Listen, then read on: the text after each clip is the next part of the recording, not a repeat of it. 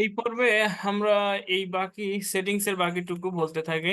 তো এখানে সাইট ল্যাঙ্গুয়েজটা কোন ল্যাঙ্গুয়েজে হবে, আমরা যদি এরকম বাংলা ল্যাঙ্গুয়েজে যাই এবং সেটাকে যদি পরিবর্তন করি তাহলে তো আমাদের ওয়েবসাইটটা সম্পূর্ণ ওয়েবসাইটটা বাংলায় হয়ে যাবে। হুম। দেখো, সেভ করলাম, দেখো এই যে আমাদের ওয়েবসাইটটা পুরোপুরি সব বাংলায় হয়ে গেছে। ঠিক আছে, কোনটা কি সবকিছু এইভাবে বাংলায় আমরা দেখতে পারি, কিন্তু বাংলায় আমরা চাই না, আমরা ইংলিশেই চাই। তো অনেক সময় আর কি আমাদের এরকম ভাবে পরিবর্তন করা লাগতে পারে।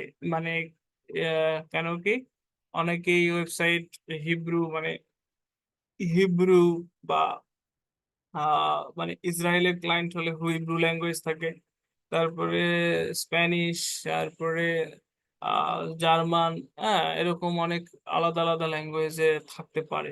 ঠিক আছে, সেরকম ক্ষেত্রে আসলে আমাদের অনেক সময় এখানে চেঞ্জ করে নিয়ে কাজ করে তারপরে আবার চেঞ্জ করা লাগে।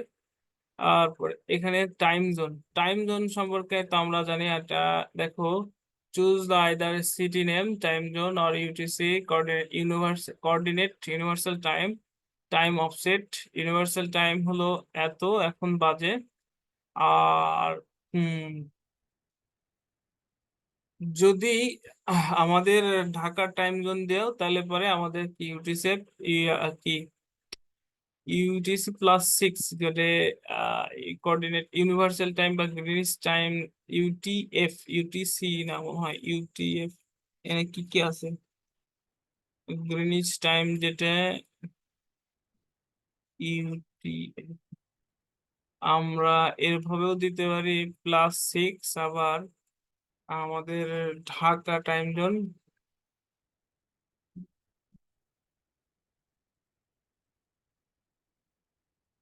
হ্যাঁ হ্যাঁ, আছে কিনা,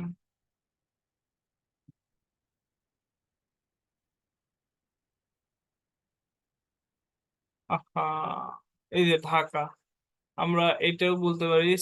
আবার এটা বলতে পারি, আবার কি বলতে পারি, এই যে এদিক থেকে +6, আমাদের হলো +6। হ্যাঁ, এটা আমাদের টাইম জোন দিয়ে সেভ করে ফেলতে হবে। আবার এখানে date format, date format, time format এরকম আছে। তুমি যদি চাও কাস্টম এখানে অ্যাড করতে, এই যে ডকুমেন্টেশন থেকে দেখতে পারো। আপনারা দেখো, যদি এটা দাও তাহলে যে আহ, এই এইখানে এরকম ভাবে দেখাবে। হ্যাঁ, তো আমরা এই ফরম্যাটেই দেখবো এখন। অথবা তুমি চাইলে এই ফরম্যাটেও দেখতে পারো। দিয়েছে। তারপরে উইক স্টার্ট হবে কখন থেকে, মন্ডে থেকে। এটা হলো আহ এটা আসলে এগুলো মূলত আমরা আমেরিকার সবকিছু ফলো করি। হ্যাঁ, বা আমেরিকা বা ইউকের এগুলো প্রোডাক্টই আসলে ওদের, তো ওদের টাইম অনুযায়ী করা। তো ওদের উইক স্টার্ট হয় হলো মন্ডে থেকে, আমাদের উইক স্টার্ট হয় হলো শনিবার থেকে, মানে স্যাটারডে থেকে। তা আমি এটা দিয়ে সেভ দিলাম। ঠিক আছে, এই গেল সেটিংস এর জেনারেল। তারপরে রাইটিং, রাইটিং এখানে এই ডিফল্ট পোস্ট ফরম্যাট স্ট্যান্ডার্ড নাকি, এগুলো আস্তে আস্তে আমরা দেখবো, খালি দেখতেছি যে কোথায় কি। তারপর ডিফল্ট পোস্টের ক্যাটাগরি, তুমি এখানে কোনো ক্যাটাগরি নাই তাই এরকম এই আনক্যাটাগরি দেখাচ্ছে। যদি এখানে এই জায়গায় যে পোস্টে যে ক্যাটাগরিতে নতুন একটা ক্যাটাগরি অ্যাড করে আসি, এখানে মনে করো যে ক্যাটাগরির নাম দিলাম কি নিউজ, নিউজ নামে একটা ক্যাটাগরি অ্যাড করলাম জাস্ট।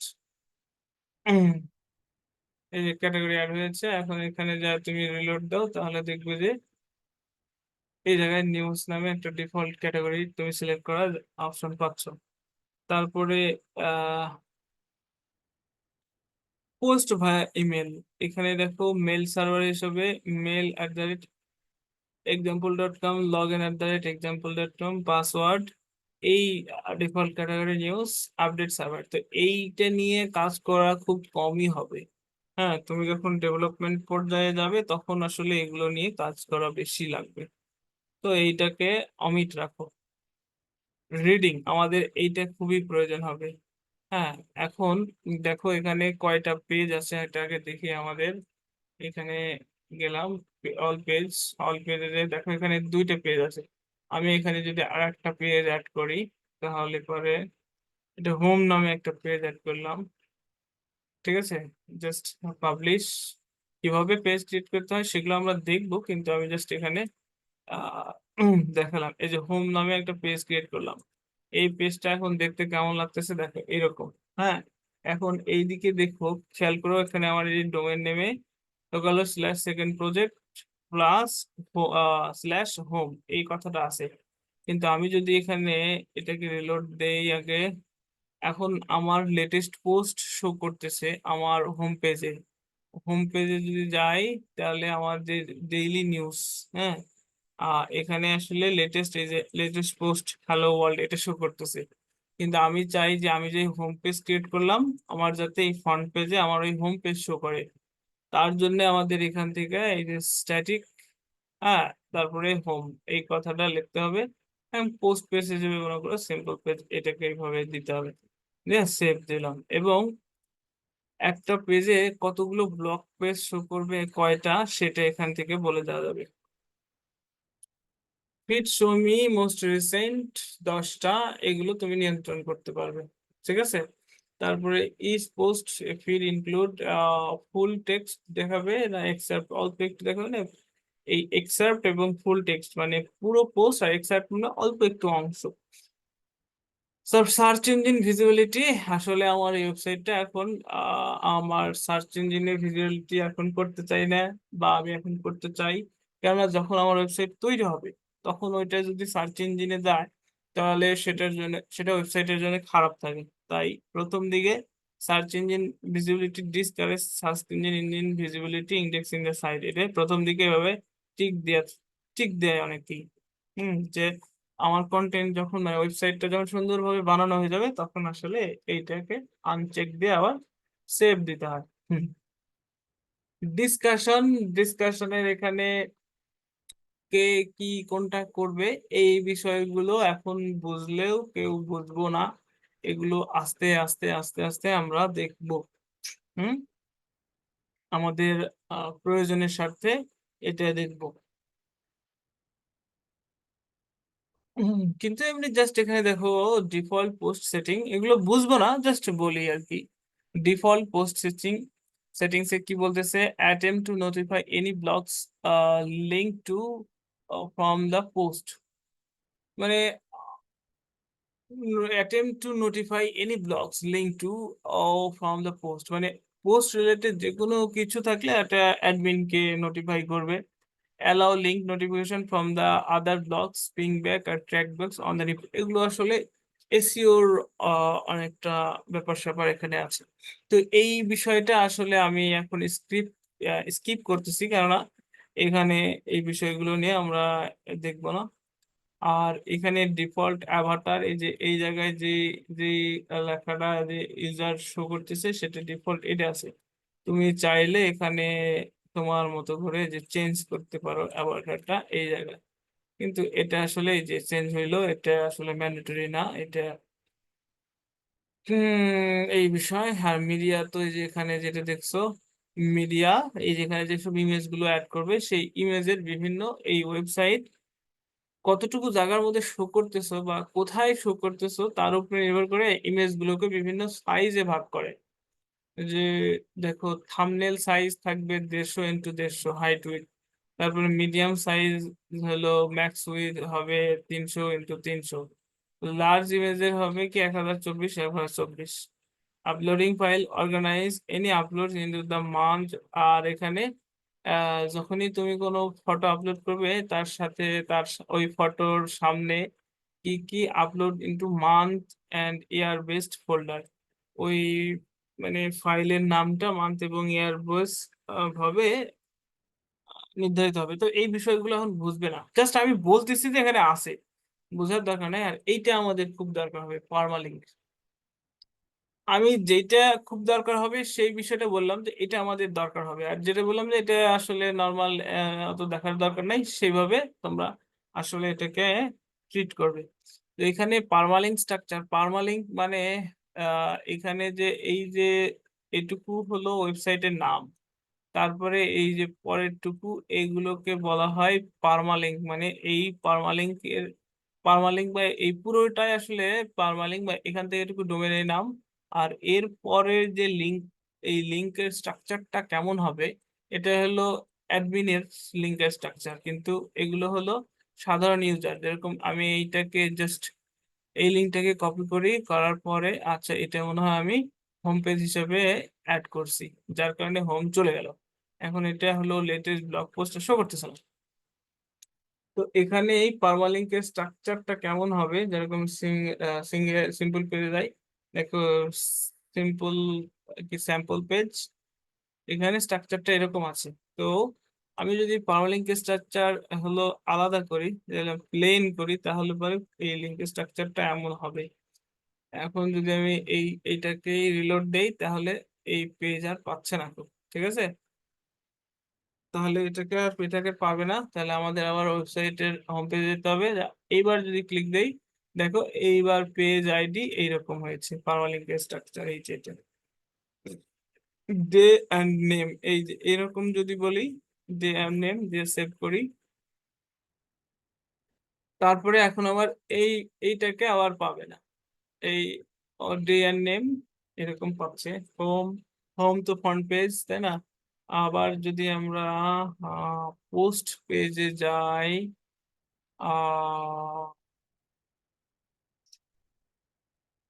আমরা যদি আর একটা এবার এইটাতে যাই, তাহলে কেমন হয়। এইটাতে গেলে এই যে এরকম লেভেলের শো করবে, আমরা এখান থেকে আবার হোম পেজে যাইতে পারি, এরকম স্যাম্পল পেজ। এটাতে গেলেও এরকমই স্ট্রাকচার থাকতেছে, কিন্তু স্ট্রাকচারটা এই যে সেকেন্ড প্রজেক্ট ক্লাস এইভাবে এইরকম ভাবে দেখাবে। তারপরে সবচাইতে মোট কথা নিউমেরিক, এইটা এইটা সবচাইতে বেশি ইউজ হবে, আমাদের সবচাইতে বেশি ইউজ হবে এইটা, এই পোস্ট নেম। পোস্ট নেম তো এগুলো কেন কি আরো অনেক ভাবে আমরা দেখবো। পোস্ট নেম হলে পরে এই যে এখন যেরকমটা দেখাচ্ছে ঠিক এরকমটাই দেখাবে। স্যাম্পল পেজে গেলে এই যে এরকমটাই আমাদের দরকার, হোম পেজে গেলে এরকম। আর এখান থেকে রিডিং এ যায় আমরা যদি আরেকটা একটু পরিবর্তন করে দিয়ে আসি, তাহলে পরে এটা যে বলি যে লেটেস্ট পোস্ট, তাহলে পরে এখানে গেলাম হোম, এই যে এইখানে দেখো পোস্টের হ্যালো ওয়ার্ল্ড আছে। এখন যদি আমার পারমালিঙ্ক স্ট্রাকচার এরকম বলি, তাহলে পরে এইখানে হ্যালো ওয়ার্ল্ডে গেলাম, এইখানে যাব, এই দেখো আর্কাইভ ওয়ান, ঠিক আছে, এইরকম দেখাচ্ছে। এটা কিরকম দেখাবে, এই আর্কাইভস, তারপরে 1 2 3 পোস্ট, অনেকগুলো পোস্ট থাকলে পরে সেই অনুযায়ী দেখাবে। তারপরে কি যদি আমি এইটা দেই, তাহলে পরে এইরকম হবে, এইরকম দেখাবে, তাই না। তাহলে ওটাকে সেভ করতে হবে অবশ্যই। এইবার যদি বলি তাহলে আবার এটা নাই, তাহলে আমি আবার হোম পেজে যাব, না একদম মেন পেজে যাব, আবার এখান থেকে যাব, দেখো এই দেখো এইরকম পারমালিঙ্কটা হচ্ছে। তাহলে এখানে পারমালিঙ্ক, এতগুলো পারমালিঙ্ক, বিভিন্ন পারমালিঙ্ক এই যে এরকম হবে হবে, তাহলে আমাদের ইউজ করতে হবে এই যে এটা। এতক্ষণ দেখানোর উদ্দেশ্য এটাই যে আমরা আসলে ম্যাক্সিমাম টাইম এই ধরনের পারমালিঙ্কই ইউজ করব। একটা ওয়েবসাইট বানাতে গেলে প্রথমে কি কি কাজ করতে হয় সেটা আমরা পরে আরো দেখব। আর এখানে হইলো প্রাইভেসি পলিসি। প্রাইভেসি পলিসি যেরকম, মানে ওয়েবসাইটে যেরকম এখানে পেজে যাই, তাহলে দেখো এখানে দেখো প্রাইভেসি পলিসি নামে একটা পেজ আছে, ঠিক আছে। এই যে প্রাইভেসি পলিসি নামে এই যে পেজ আছে, যে আসলে তুমি কেমন করে বিজনেস করবে, তোমার বিজনেসের কন্ডিশন। প্রাইভেসি পলিসি বলতে বোঝায় ওই তোমার বিজনেসের কন্ডিশন। তো create a new privacy policy, যদি তোমার এই প্রাইভেসি পলিসি পেজ না থাকে তাহলে পরে তুমি ক্রিয়েট করতে পারো। আর তোমার যেহেতু প্রাইভেসি পলিসি পেজ আছে, তাই এখান থেকে তুমি শুধু প্রাইভেসি পলিসি পেজ সেখানে সিলেক্ট করে দিয়ে ইউজ দিস পেজ। হ্যাঁ, তাহলে দেখো তুমি এই পেজটা ইউজ করতেছো। আবার পলিসি গাইড, এখানে যায় তুমি প্রাইভেসি পলিসি গাইড কি ধরনের গাইড, এই যে এখান থেকে তুমি তোমার মতো করে দিতে পারো। আবার পলিসি, ওয়ার্ডপ্রেসের পলিসি এখানে বলা আছে। তবে তোমার পলিসি, প্রাইভেসি পলিসি গুলো তুমি কোথায় থেকে, পলিসি গাইড মানে কিভাবে তোমার পলিসি গুলো তুমি লিখতে পারো, এরা বলতেছে যে তোমার পলিসি কিরকম হওয়া উচিত। আর তুমি এখানে তোমার তোমার যেভাবে বিজনেস পলিসি করতে যাবে সেই প্রাইভেসি পলিসি পেজটা তুমি এখানে সেট আপ করে দিবে। এটা কি এখানে পেজে তুমি যেই পেজটা ক্রিয়েট করবে, তুমি চাইলে তুমি তোমার ইচ্ছা মতো, তোমার যে হোম আমরা ক্রিয়েট করলাম সেটাকেও আমরা প্রাইভেসি পলিসি পেজ হিসেবে ইউজ করতে পারি। ঠিক আছে। এই হলো ড্যাশবোর্ডে। তাহলে আমাদের এখানে অল্প কিছু জিনিস নিয়ে জানতে হবে, সবগুলো বিষয় নিয়ে এখন আমাদের জানা প্রয়োজন নেই। সবগুলো বিষয় নিয়ে আমাদের জানার প্রয়োজন নেই। আমাদের এখানে কি কি জানবো? পোস্ট, পেজ, অ্যাপিয়ারেন্স, প্লাগইন, আর একটা কি, সেটিংস। তাহলে 1, 2, 3, 4, 5, এই 5টা বিষয় সম্পর্কে আমরা এখন জানলেই হবে। কি কি? পোস্ট, পেজ, অ্যাপিয়ারেন্স, প্লাগইন এবং সেটিংস। এই 5টা মেনু আইটেম নিয়ে আমরা প্রাথমিক স্তরে কাজ করব, এবং এই 5টা মেনু আইটেমই কিভাবে কি করে তোমরা দেখতে থাকবে। বুঝতে পারছি। এরপরে আমরা যাব কিভাবে একটা থিমকে কাস্টমাইজ, ফ্রি থিম কাস্টমাইজ করা যায় সেটা। কাস্টমাইজ করে আমরা একটা ল্যান্ডিং পেজ বানাই আর একটা ব্লগ ওয়েবসাইট বানাই, সেটা করব। ঠিক আছে।